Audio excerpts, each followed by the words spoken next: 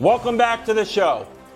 Thank you for joining us. As you know, last night, a select and secretive committee of academics, advisors, and the jaded inventor of the smart toaster convened in Manhattan to burn the midnight oil and concoct what is known worldwide as the best segment in all of sports television. I'm sorry. Ladies and gentlemen, it's time for Nick's Tears. Thank you very much, Kevin Wildes, and thank you to the committee. The committee last night, up late watching the election, and also up late amending our own Constitution. Wow. We will show you why. Ooh. Let's go to the eliminated tier. So there's a new team, the Fighting Jeff Saturdays. They're right there at the bottom, eliminated. But the constitutional amendment was, you guys know the rules. Once you've been eliminated, you cannot be uneliminated. Yeah. We made an exception. I like it. For Justin Fields. So dynamic, so exciting, we had to uneliminate him. So the constitutional amendment reads, if you have a quarterback who in his first 3 years rushes for 175 yards in a game, you can be uneliminated. So That's Bears, uneliminated. All right, now to the tiers. Good rule, though. Single elimination. All of these teams, if they lose this week, they drop down to the eliminated part of the tiers. By the way, Rams, potentially without Matt Stafford, playing the Cardinals, potentially without a head coach. Well, they have one, but not really. That's a loser leaves town match. Cardinals-Rams, how about that? All right, next level. A prince, a unicorn, and a goat. Ooh, I like that. Trevor Lawrence is the prince. The unicorn is Justin Fields. And the goat is not, of course, the baby goat. That's embarrassing, but Bill Belichick. These three teams, all frisky, all a little dangerous right now, and all for very different reasons. For the Jags, it's obvious. For the Bears, it's because what is Justin Fields going to do next? And for the Patriots, they've had 9 sacks. Matthew Judon is having the quietest 12-sack first half of the season anyone I've ever seen. All right, final playoff spot. 4 teams, 2 conferences, 2 playoff spots. Chargers, Jets will be fighting for the 7th playoff spot in the AFC. Falcons, Bucks will be fighting for the NFC South. These 4 teams, 2 of them will make the playoffs. 2 of them will be the last team out of the playoffs, fighting for the final playoff spot. No one actually believes these 4 teams are all going to be in the playoffs. And because of the quarterbacks on all 4 of these teams, no one actually believes in them. With that said, of those 4 quarterbacks, Kirk, Tannehill, Daniel Jones, and Geno, give me Geno or give me death. I believe in you, Geno. I believe in Geno of those 4 teams. I think they could win the NFC West. I think they could be dangerous.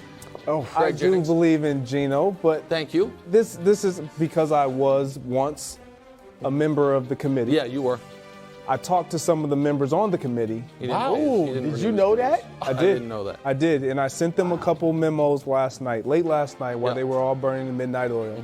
And I asked them all individually, isn't it time that we start believing in Kirk Cousins and the Minnesota Vikings? I'm not asking you guys on the committee to move them. I'm just saying, for the next time these tiers are presented, let's consider it. And this is my case. This was my case. Because when quarterbacks struggle, what does a good team do? They surround them with support. Yep. And that's what the Minnesota Vikings have done. Yep. 87 is a number that you love because of your guy in Kansas City, Travis Kelce. Yeah. Well, we got an 87 now, and yes, I said we because I once wore the purple. Wow. We have a guy now, 87, who is controlling the middle of the field. If you just turn to the evidence, controlling the middle of the field like a young Travis Kelce. Oh, stop. Wow. Tight end university. This is how you get it done. This is how you support what and who we don't believe in. You provide him with another weapon. I like it. To where it adds value to what they already do have in a young Justin Jefferson, in a Dalvin Cook that can run the ball and catch out of the backfield. All you have to do, Kirk, is just keep dancing on that plane with the chains around your neck and keep winning. Because you know what? Eventually, they will come to your side. You are 7-1 with the potential to be 8-1, the second best record in all of football. something. Make them believe. It's something. Listen, if they win this week, by the way, like if they that? beat Buffalo, it was You well like done. that? It was well done. Well done. Here's the issue. I don't believe a word you say, but well done. Very quickly, these are tiers. What are they not? They're not the standings. They're not the standings. And if we're being honest, the Minnesota Vikings right now, the only reason anyone thinks they should be higher than where they are, and they're pretty high up on the tiers, is because of the 6 straight wins. The 6 straight wins have all been one-possession games, and as Bruce said, they have all been against losing teams, except for the win against Miami, which was a one-possession win, a one-score win against a team without Tua. So for those reasons, I think Minnesota is very good where they're at, but you made a very good case. I like that. All right, scarily streaky.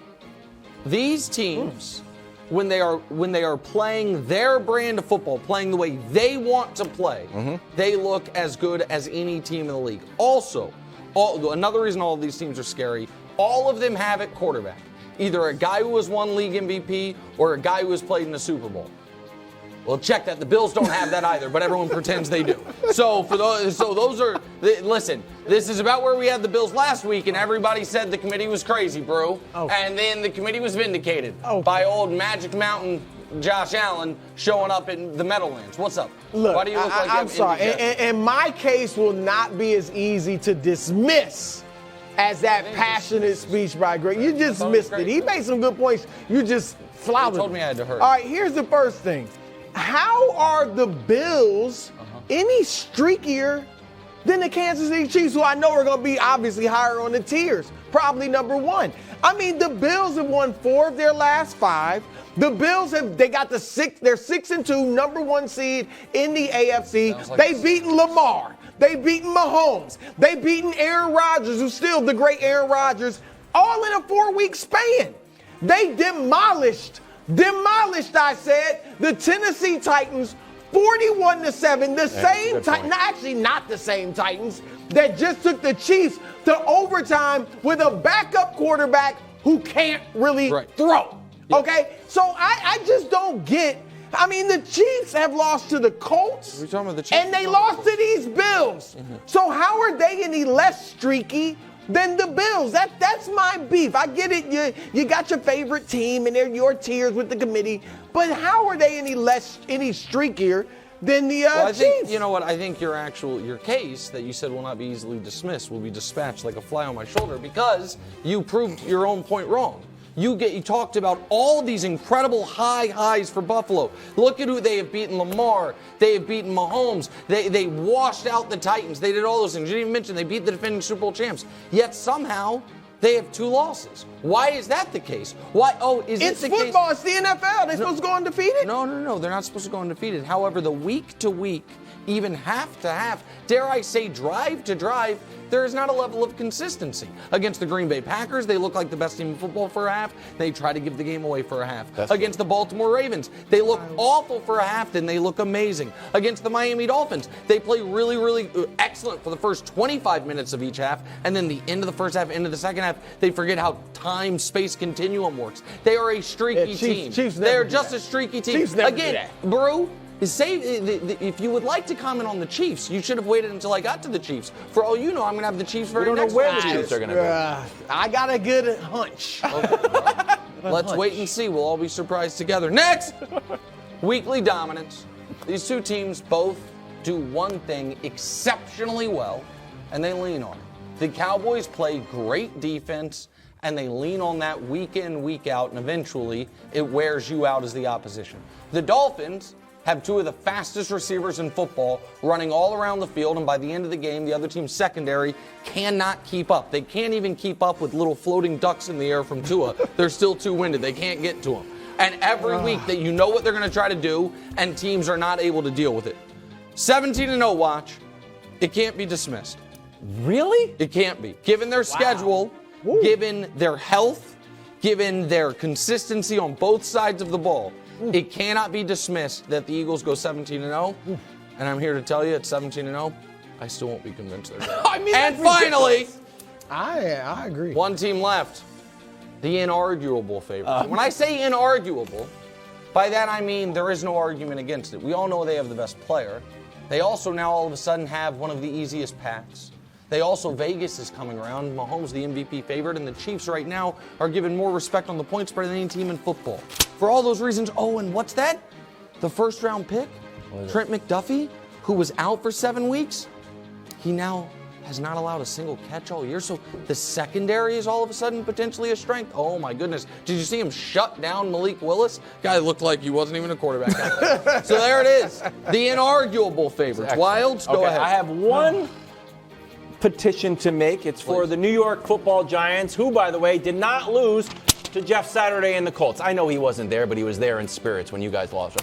First up, magic number 24. My guy, Saquon Barkley. When he touches the ball 24 times or more, Greg, the Giants are 5-0. Less than 24, 1-2. I'm not telling Brian Daboll how to do his job, but Greg, just an idea. The first 24 plays.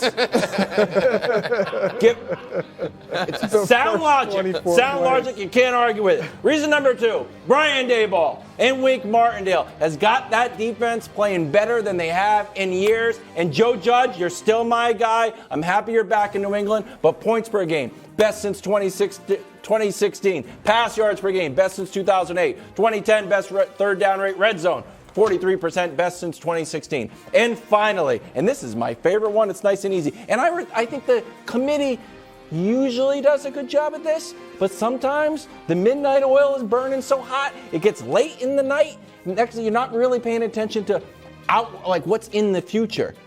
Giants schedule, have you seen it? Not too scary, let's just say. Got Houston at home, then the Lions, then the Cowboys. So you're going to be 8-2 all of a sudden. Yeah. And next thing you know, people are going to say in that Week 12 game against the Cowboys, oh my goodness, maybe the Eagles lose a game if they don't go 17-0. So Giants fighting for first place. Okay, so you make a few compelling points until that last one. Your first 2 points are great ones. Saquon's an excellent player and healthy once again. Yep. The defense has been great. It's why they're able to overcome the reason no one actually believes in them. Don't say that is their quarterback. He's Daniel playing Jones. okay. But he's the reason no one believes in them. And then the upcoming schedule, Kevin Wildes. Yeah. These are not a standings. I know that. They are also not a projection. They are a snapshot. I know. For a time capsule. I knew they were on this date in NFL history, what is the best rankings of the teams? Yeah. You would take a picture of it. It is not saying, well, next week they're probably going to win. I know, So I next like week they could move up. Project a little. Okay, well, that's not what the committee does. And that's why you haven't been invited to be a part of it despite 3 years That out. one cut deep. Ouch. Sorry. That one cut deep. Hey, Isaiah and MJ, still feuding. We give the update on this 30-year beef next. Thanks for watching. Subscribe here to get more from the show and to check out clips from other shows on FS1.